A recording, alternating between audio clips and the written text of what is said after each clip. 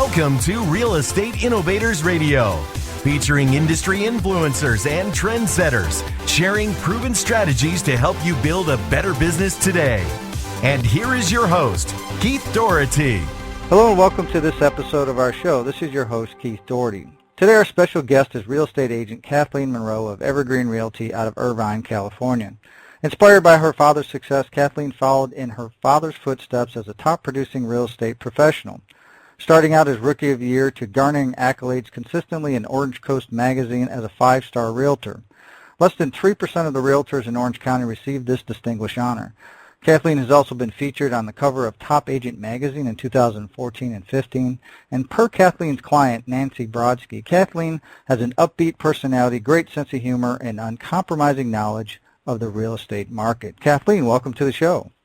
Thank you, Keith. It's a pleasure to be here with you today. Yeah, we're honored to have you here today. And I guess if we could start out for our listeners, what led you into real estate? Which we kind of have an idea, obviously, from your intro, but give us a little more insight on kind of how that came to fruition and how your dad kind of guided you into that path. Well, for many years, of course, growing up with my father having the most amazing work ethic and witnessing firsthand, the relationships he established and how he handled his clients in such a professional manner and really always went above and beyond to make sure that his clients were well taken care of. I could not have had a better mentor than my father.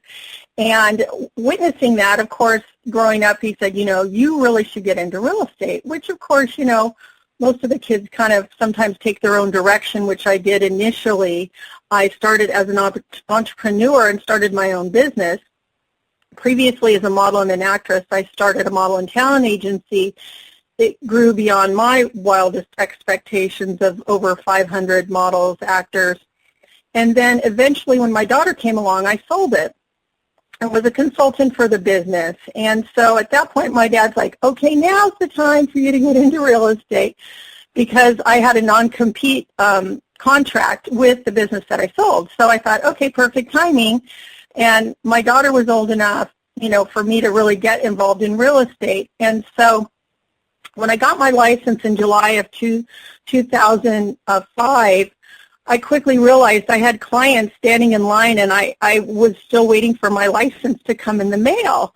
And so fortunately for me, I had a nice sphere of influence, having been a native Californian, and understanding the principles of building a business and fostering relationships and being a shrewd negotiator, which I had developed from my first business, as well as understanding that being a master at creative and strategic marketing, because, it doesn't do any good if nobody knows you have a business, then they can't do business with you. So for me, out the gate, I had clients standing by. My business took off. I was Rookie of the Year. And then I had told my first broker, I said, listen, I'm going to be a top producer. And she said, I don't doubt that, because my dad was scaling down at that point. And so within 2.5 years, I was the top producer of Century 21. And I recall my father and my mother being at the awards ceremony.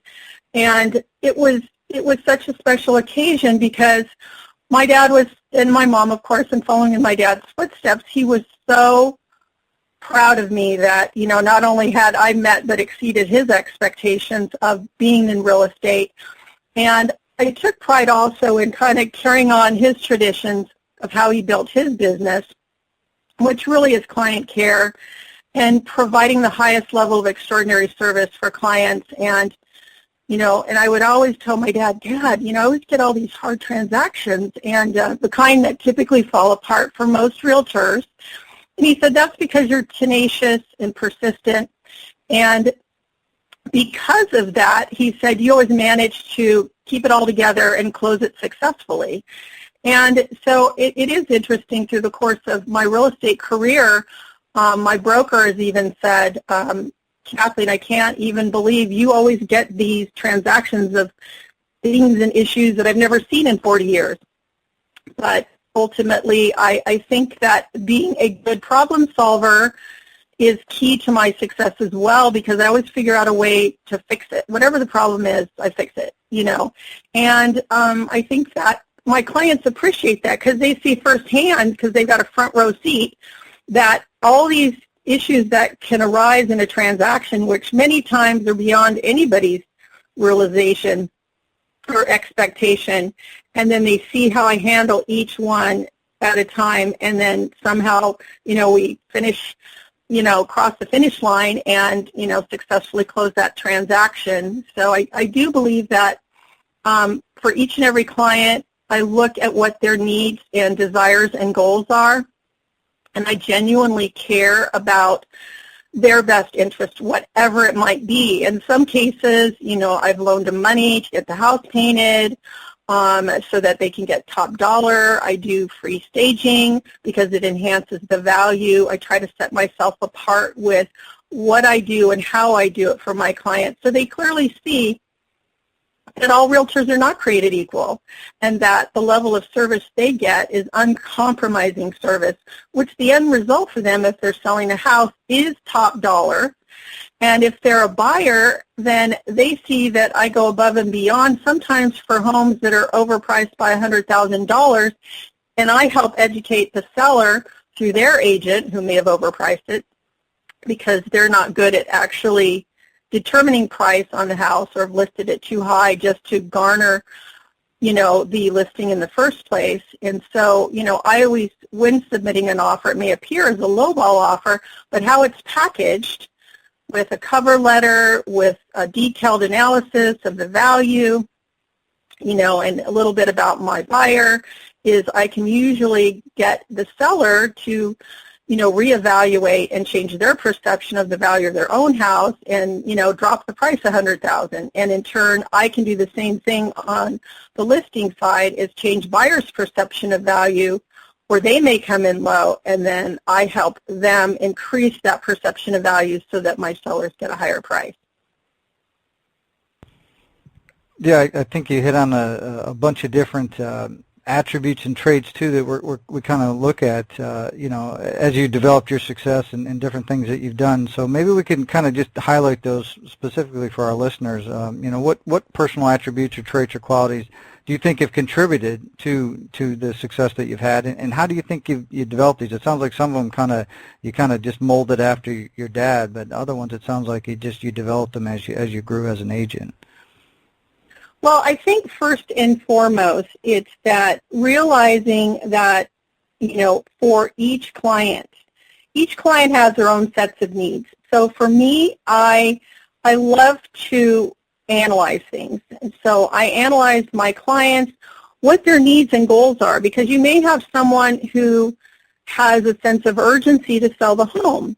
And so if they have a sense of urgency, then whatever their needs, goals, and desires are, I adopt those. So I implement a plan. I always tell my clients, and I'll ask them, hey, did you play sports? Sports fans. And of course, most of the time they have, and they'll say yes. And I said, okay, so when you played sports, you probably never went into a game without a game plan, right? And of course, they acknowledge yes.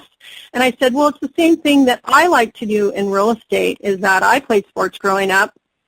So my mind is kind of wired differently than maybe someone who hasn't, especially, not as many, when I grew up, not as many women were playing sports as they do today. But having two brothers, I think it gave me a strategic advantage to look at things differently. So when I go in, I analyze everything about the house. I analyze my clients, their motivation for selling, what their needs and desires are, what their personality type is like. Because if you're dealing with an engineer, then they're very detail-oriented, and they're all about the numbers, and they're going to read every word in the contract. So I have to adapt to my clients, who they are and how they are and what their needs are. So then that way, when I create a game plan for them specifically, for them personally, as well as what I'm going to do for their house, then the end result is exactly what they want. So I've either met and or exceeded their expectations. There was one instance where, here's a perfect example of a former client had referred me to an associate. He was a detective in a police department. He was going to be retiring. Well, he was whining and complaining at the office that he had interviewed 5 realtors, he didn't like any of them, and so she said, oh, by the way, you should contact my realtor. If she could put up with me, I'm sure she could put up with you, and because he was a tough cookie. So he called me up, and I met with him and his wife, and he clearly told me he had utilized 5 realtors in the past, hated them all, that, he never trusted them, and he pounded his hand on the table and said, what are you going to do if I want to fire you? And I assured him, I said, well, that's never happened, and you're not going to be the first. I said, just let me know what your goals and desires are, and I will make it happen. And so he told me, I want to close escrow, I want this house sold, I want to close by August 18th, and I want this amount of money, this is my bottom line. And I said, okay. I said, I'll make that happen. And I said, in the interim, I said, I will change your perception on realtors. And so I went to work, I staged the house for free, showcased it. I always do professional pictures to harness the power of the internet. And I create a website, a personal website for my clients. So that the address is 123mainstreet.com or whatever the address is. So I'm big on marketing. And when we got the offers in, we had a few hiccups, and we were able to overcome those. And when we opened escrow, everything was going along fine. And then, of course, towards the end, apparently he had a run-in with the homeowner association individual that drives around to see if there's anything wrong with your house. So, of course, they took it as an opportunity to flag it for something, trim the tree, paint the fascia. So the wife told me, she says, oh, Kathleen, she says, if he sees this, he's not going to want to sell the house now, just for spite because he doesn't like this person. I said, well, let's not tell him. I said, let me get my tree trimmer over there and trim the tree, and I'll pay the termite guy extra, I'll pay him to paint the fascia. I go, then we've solved the problem, because I could see her eyes were glazing over, and we were almost to the finish line. I wanted to make sure nothing got in the way of that. So we closed escrow. He had no idea what had transpired, and then he was thrilled that we actually closed on the day that he wanted to close. He got more money than he thought he would get, and he couldn't believe it. So I did, in fact, change his perception of realtors, so much so that when they were moving to Colorado and he got there, he realized quickly he didn't like any of the realtors there. So he called me up and he said, Kathleen, why are you not here in Colorado? We need you. And I said, well, I'm here in California, but I'll be your consultant, so I'm standing by. If you have any questions or concerns with any of your real estate transactions in Colorado, feel free to call me. So he was good with that, and I walked him through his contracts and everything else there, so he felt like he really had someone looking out for his best interest, which is really what clients want at the end of the day. Did you end up telling him what you did to close the deal afterwards? I think his wife did. Yeah. Well, just be interesting to let him know that, you said you would go above and beyond and you take care of it and you change his perception, and you did that, and you delivered on everything you promised. So that's pretty neat. Yeah. So kind of obviously you've been, I guess maybe, almost 11 years, or maybe you're coming up on 11 years in the industry, and I'm sure everything hasn't been just perfect, peaches and cream and all roses. So maybe what are some major adversities and trials that you've had to overcome to keep moving forward to achieve your goals? Well, I think the biggest, challenges, I would say, was I'm certified as a short sale specialist. And I think that, the many challenges, in fact, many of the realtors, when, the real estate market turned upside down, and the height of the market being 2006 and 7 and 8, of course, 2008 was the beginning of the recession. And so when the market was shifting, I saw a lot of realtors exiting because suddenly houses didn't sell themselves anymore. So consequently, it took a lot of hard work. Well, I was never opposed to hard work. In fact, it's kind of how I grew up, is, the way our family was and my father with the work ethic he had, it just was second nature to me. So consequently, I immediately went ahead and got my short sale certification because I thought, what are you going to do? Just help your clients in the good times and not help them, in the challenging times? You need to be there if you're truly committed to helping your clients and their real estate needs for whatever that might be, and not just because it's easy. So consequently, getting certified to do short sales, and in fact, in the very beginning of short sales, quickly saw that the banks weren't really set up. So, it was an uphill battle. You could work 2 to 3 years on a short sale, and it was very labor intensive. But because I am tenacious and persistent, in spite of all the red tape and all the, challenges that the banks had in the beginning, because they really weren't set up to be taking homes back. They were set up to do loans and move on. So consequently, it made it very challenging, not only for the homeowners, who certainly all wanted to keep their homes. And I think that, for me, was sad to see how many homeowners were losing their homes, some because they used their homes as an ATM machine, and others because they were just a victim of circumstances such as predatory lending. But on the downside of that, too, for some of my clients who truly, there's two in particular that I'm thinking about, that I was able to help them go against the banks, and one in particular to go against some unscrupulous realtors that were trying to steal their house, where I came in, swooped in. In fact, they call me Super Realtor. They were going to get me a little cape with an SR on it because I swooped in and was able to save their homes. And, to this day, they call me their real estate angel, because they know without a shadow of a doubt that if I hadn't, basically been a whistleblower and gone up against, which is not easy to do, it's like, me and Goliath, and going up against that, and that's the conviction I got from my father, is that you fight for what's right. You just don't roll over. You don't walk away if something's not easy. You hang in there. You walk through the fire. You do whatever you have to do to help your clients. So it's not just about selling homes, and it's not just about helping buyers buy homes. It's really about, in this case, I was able to help people save their homes. And when your home is your haven, it's your sanctuary in the world, and there isn't anything more important than, for me, knowing that I was able to make a difference in those homeowners' lives, is to save their homes.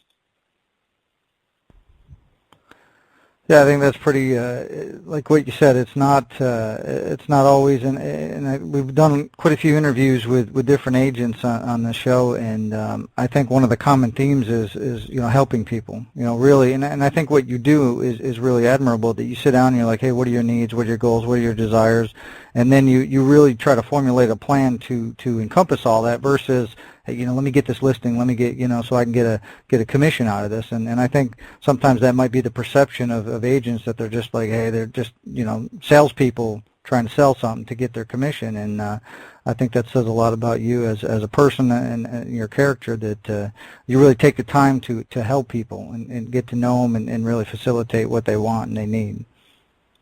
Absolutely.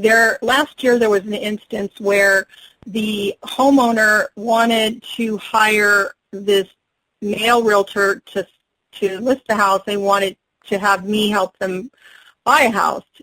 Well, 18 months went by, and of course he didn't sell the house. It backed up to a busy street. Beautiful home, but backing up to a busy street, certainly deters a lot of prospective buyers. And of course, I always have a plan around, the location if there's an issue such as that. But of course, I sat quietly waiting, and then at the point 18 months later, I got the call, and I met with the homeowners to list the house because the other guy couldn't sell it, and now I would have had the opportunity to help them list it and purchase another home. I found out that in that past 18 months, he had lost his job, and I asked him, I said, are you still in your severance package? And he said, no. He said, we're into our savings. So I thought, wow, there's a family with 4 children, 2 dogs, and, he's past his severance. So they don't have any income whatsoever, and they're quickly going to, lose this house, if we don't do something.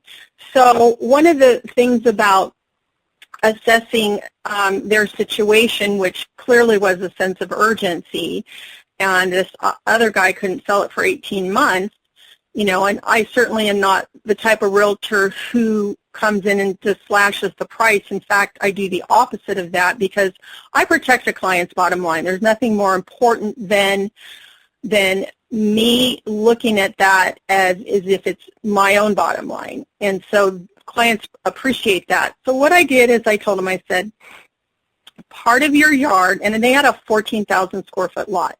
I said, 1/2 of your yard is all like a green screen with beautiful plants that come up over the fence to where you can't actually see the cars driving by. I said, but the other half, from your beautiful master bedroom, you see all these cars driving by, dump trucks, this and that, because there's construction going on, up the road. And I said, out of sight, out of mind. I said, if you fill in that green screen, I said, you'll see that, for buyers, they won't notice it as much. It won't bother them because they don't see it when they're inside the house. And so he filled it in. He did exactly what I said. And he told me, he said, I don't know why I didn't do that sooner. And he goes, it always bothered me when I would look out my master bedroom or bathroom and I would see the cars driving by. It would always bother me. And I said, well, if it bothers you, you can imagine it's going to bother a prospective buyer. And we were priced at, 1.6, 1.65 on the house. So, it's a pretty big price point. And so he took care of that. And I told him, I said, listen, I said, we have to hit this out of the ballpark. And I said, I'm going to create a marketing plan specific to driving buyers and creating a buyer frenzy. And, of course, this was in January. And, of course, selling a home in January, people are just still, getting over Christmas and the expense of that. So there's not a lot of buyers lined up to buy homes in January. So my whole marketing theme around this house to bring buyers in, which was I did drone photos, which created the money shot. It was spectacular photos, which is what I, pride myself on, is understanding that visually, if you create the visual desire so that when buyers see it, they fall in love with it, they can't resist not coming to the house to see it. So I created this whole ad campaign around if your New Year's resolution is to find your dream home, well, here it is, with the money shot, with the, the aerial shots and the interior shots, which I went in and staged it. It looks like a model home. And I said open house. I had a catered open house on Sunday, so everybody kind of had to wait a week. So I wanted to get everything built up, and so then I did 2 half-page ads in the LA Times, the Orange County paper, and put it throughout the internet. And we had so many people there, exactly what I had hoped to do, created the buyer frenzy, and we got an offer from an attorney that night. And other offers that came in, and they got exactly what they wanted price-wise, and we closed escrow in 30 days. So there's a perfect example of another realtor who had it for 18 months, couldn't sell it. I came in and assessed the fact that there's a sense of urgency here. Normally I'll roll out marketing, but in this case I had to throw it all at the wall at once. But I did it strategically in a way to drive as many buyers as I could at once so they would all compete against each other. And the end result was nothing short of magical for my clients because they were absolutely thrilled. We got him out from under that house. And then eventually when he got another job, I was able to get him into another house. And so, this is the kind of clients, it's not just the relationships, but it creates almost a fan club because they realize that,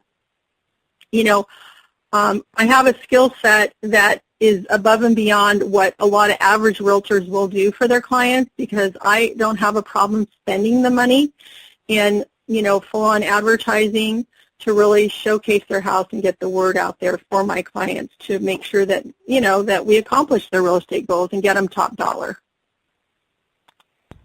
Yeah, well, that's like I said, we've interviewed a lot of other agents. I've never heard of a campaign quite that creative and innovative that do that. But it totally makes sense. Like you said, you're bringing out the competition amongst the buyers. It's the old, like an auction type thing. Like as soon as people see something that somebody else wants, all of a sudden they want it. It just, it creates that frenzy. So that's pretty cool the way you orchestrated that whole entire thing.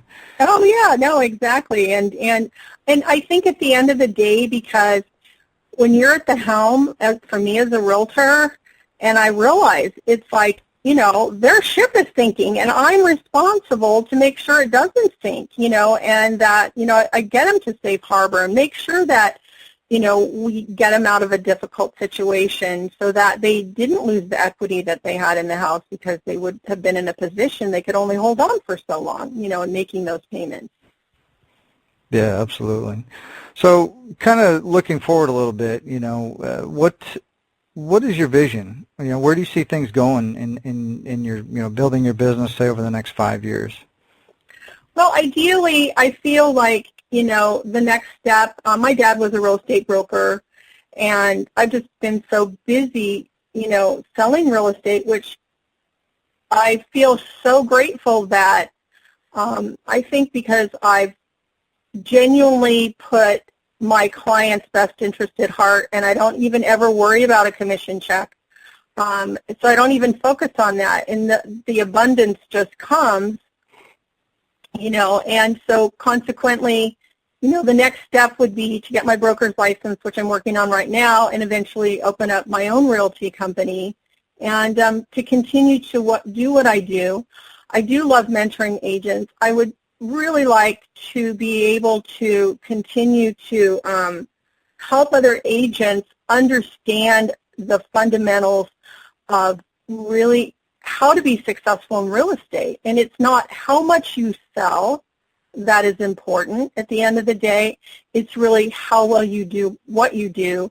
And when you go above and beyond and provide the highest level of extraordinary service to where you pull out all the stops for any client, whatever that might be, to make things happen for them, then, it's like anybody would have a successful career and, understand the importance of fostering those relationships and valuing those relationships and taking great care of those clients. Yeah, absolutely. I think what you said there kind of tails into where we're kind of moving here next, but obviously based upon the performance and based upon the way that you really take care of your clients' needs, you probably, and you even mentioned you get referrals and people recommend you and people tell people about you. But other than that, what do you feel the best way that you market yourself, so that you can continue to grow as a real estate professional? Well, what's interesting is that when you create a great reputation and a following, it kind of feeds itself.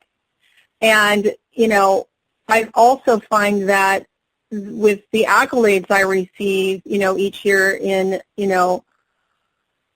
Orange Coast Magazine, is that, it continues to perpetuate, the reputation that I've established, how I've set myself apart, how my philosophy on real estate is set apart from my competition. And it's like, it doesn't cost, a homeowner or a prospective buyer, it doesn't cost them anything. It doesn't cost them any more to really have the best real estate professional in Orange County. I was recently asked to be, speaker at the Chapman University in the city of Orange, and they asked me to speak on, home buyers avoiding costly mistakes. And, my 2 sessions I had were packed, just packed, standing room only. And, nobody wants to make mistakes in life, and certainly not costly ones. When it comes to real estate, you're in jeopardy of making some seriously costly mistakes. And I told them, first and foremost is that, the realtor you choose is so important, and all realtors are not created equal. And if you're not interviewing several realtors to find out, I said, nobody even asks these realtors if they're good negotiators. And it's such an integral part of what a realtor does.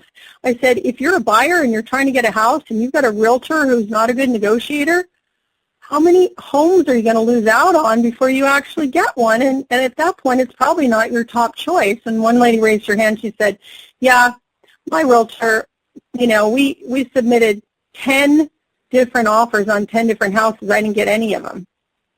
And I said, well, there's a perfect example for you. It's kind of frustrating because, again, if that realtor isn't savvy enough to understand how to negotiate and how to get an offer accepted and how to set your offer apart from the other offers that are on the table, then, they're going to have a hard time getting a house. And I talked also about home inspectors. In the state of California, you don't have to be licensed to be a home inspector. And that's a problem in and of itself. And I said, so for my clients, the condition of a home affects the value. So if there's something wrong with the condition, you can bet that we're going to renegotiate the value of that home or ask for credit. And you can't do that if you don't have a good inspector to really undermine the house and what's wrong with the house, to where you can then bring that to their attention and renegotiate it. So with that, I told them my home inspector is a general contractor. He's also licensed to do mold inspections. So he also is licensed for pool and spa inspections. So he's like 3-in-1. And I said, nobody knows the house better than him because he's built homes before.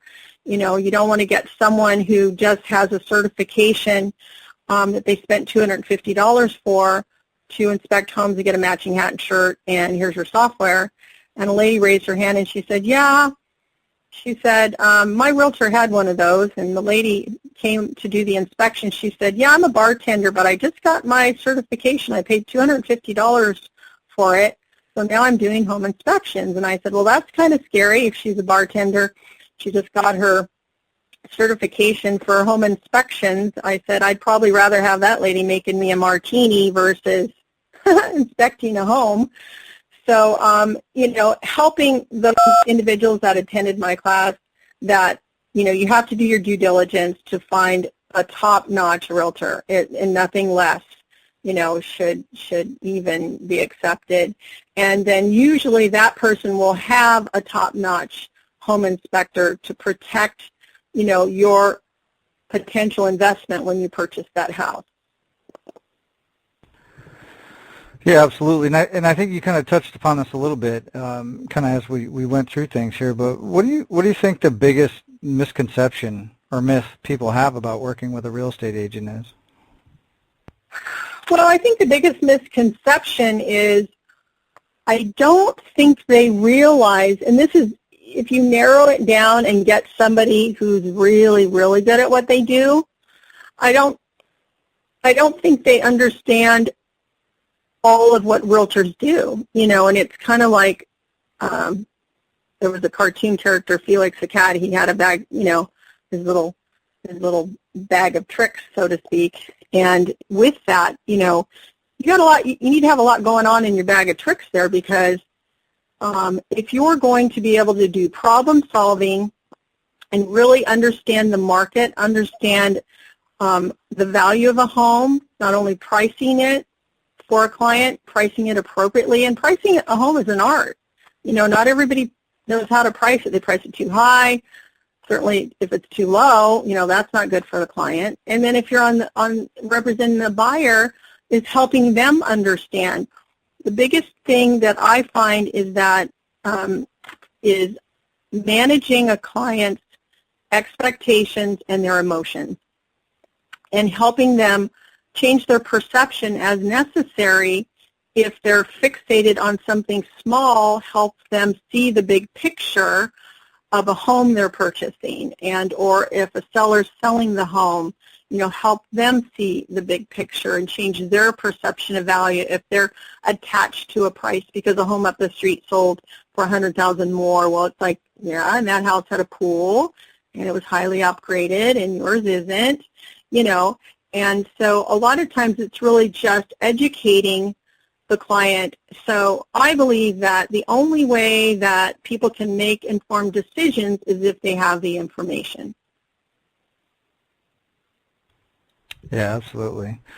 So kind of a hypothetical situation, and you actually kind of dealt with it with the detective you mentioned earlier. So let's say you get that, and I think you kind of already answered this, but we'll kind of recap it for our listeners. So you get that call. So let's say that detective calls you up and says, "Hey, we're sick of Colorado now. I'm going somewhere else." It's maybe they just decided they didn't want to do that. So what advice would you give them, to select an agent who can serve their needs, kind of like you do for your people? What kind of things would you tell them to look for? Well, I think the most important things to look for in a realtor is, creating a list of questions, thinking about interviewing them. And the questions on that interview list should be first and foremost, how long have you been selling real estate?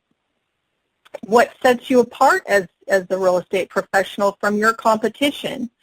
Share with me some incidences, and depending upon if somebody's on the buyer side, if they're interviewing, a realtor as a buyer, then the question would be, share with me some stories, past stories of client success where you felt that your negotiating skills helped your buyer get the house over somebody else.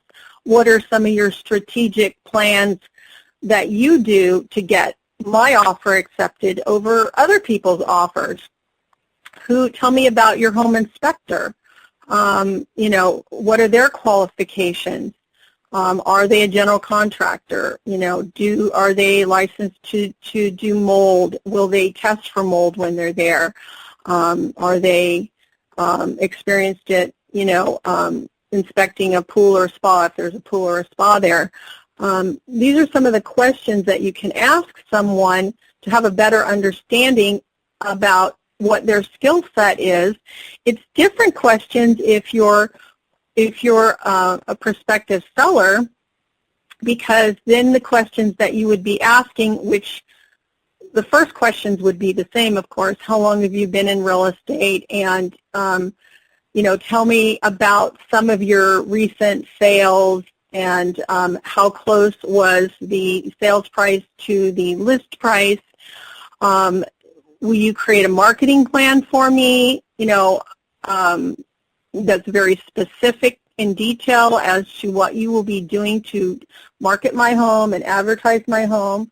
What's your budget for that? And that's the thing, too, is that sometimes as people want to negotiate the commissions, what they forget about is that if somebody can't even negotiate their commissions and they want to just give it away, do it for the lowest amount possible, I think what the prospective seller is missing is that if they can't even negotiate their commissions with you and protect that, how are they going to negotiate, for the sale of your house and get you top dollar? They're going to be more interested in selling it quickly and dropping the price, and the reduction in price typically that those types of realtors do, which is to just stick a sign in the yard and sell it quickly so they can move on to the next one, because they're not as concerned about the client's bottom line. They're more concerned about their commission check. And so consequently, that's not a good scenario. But more importantly for a prospective seller is understanding that in negotiating, if you have someone who's a shrewd negotiator, then they can change the perception of value to the buyer so that the buyer is willing to pay more money for that house. And that's worth its weight in gold. And so then you end up getting top dollar for your house. And any reduction in commission would still have been, such a minor aspect in relationship to what you garner financially by having a really skilled negotiator as a listing agent, and having them share those stories with you so you see firsthand, what did they do? Do they stage the home? Do they use a professional photographer? I mean, it's kind of scary today that, with everything online, and all the buyers are very savvy because all the information's online about the homes, the competition.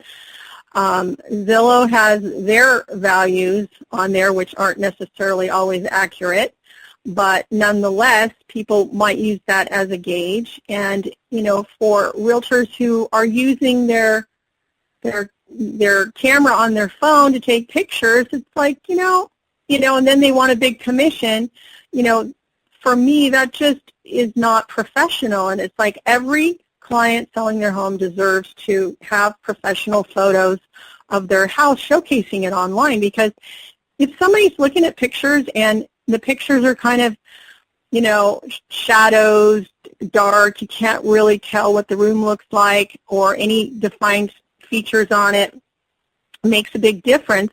I had a situation recently where someone fired their realtor for reasons that they were completely uncomfortable with how the transaction was being handled, the listing, and was on the market for 45 days. I have a client across the street who loves and adores me and told her, oh, you need to call Kathleen. She'll help you. So she canceled that contract, and I looked at the pictures from the other realtor, and I thought, wow, the pictures weren't very good, and, for each room, I'll go room by room and showcase that room. If there's too much furniture in the room, we'll just move it out. So I came through and I suggested that after 45 days on the market, and I said, and he said, it's listed at $729, and he kept telling her, let's drop the price to $699. We need to do a quick sale. And she's thinking, I don't need to do a quick sale. He just wants a commission. So, that's kind of upsetting, and she's an elderly client.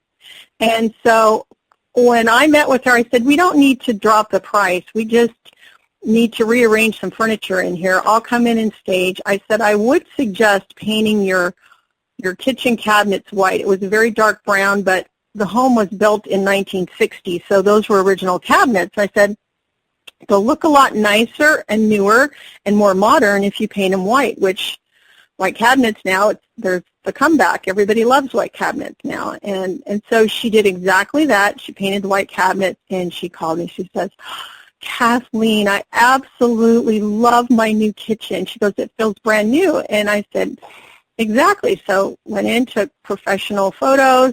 It looked like a different house. You wouldn't even have known it was the same house. Here's a house down on the market for 45 days, and she had already bought a house also in Colorado. There's a different client also moving to Colorado.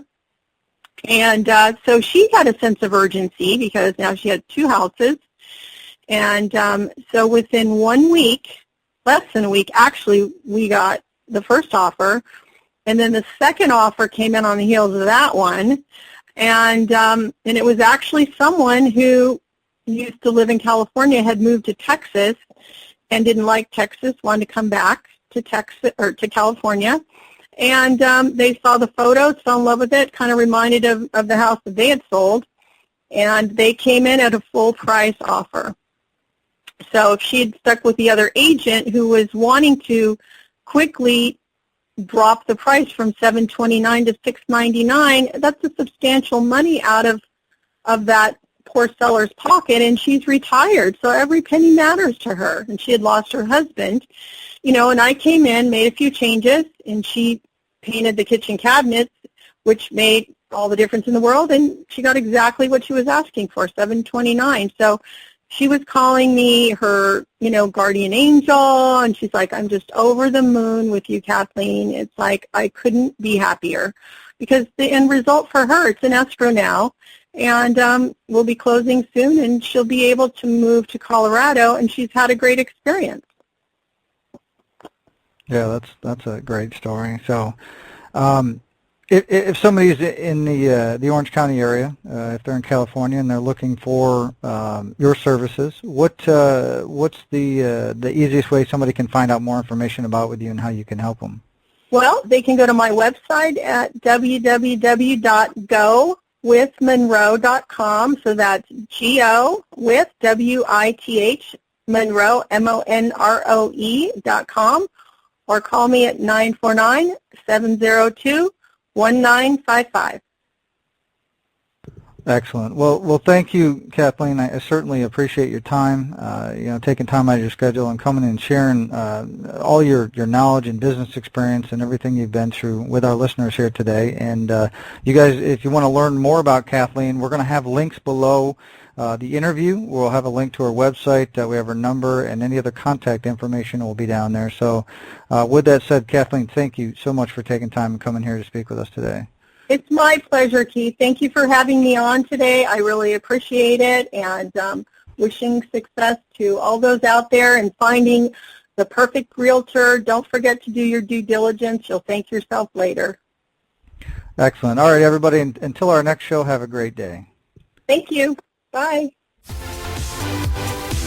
Thanks for listening to Real Estate Innovators Radio.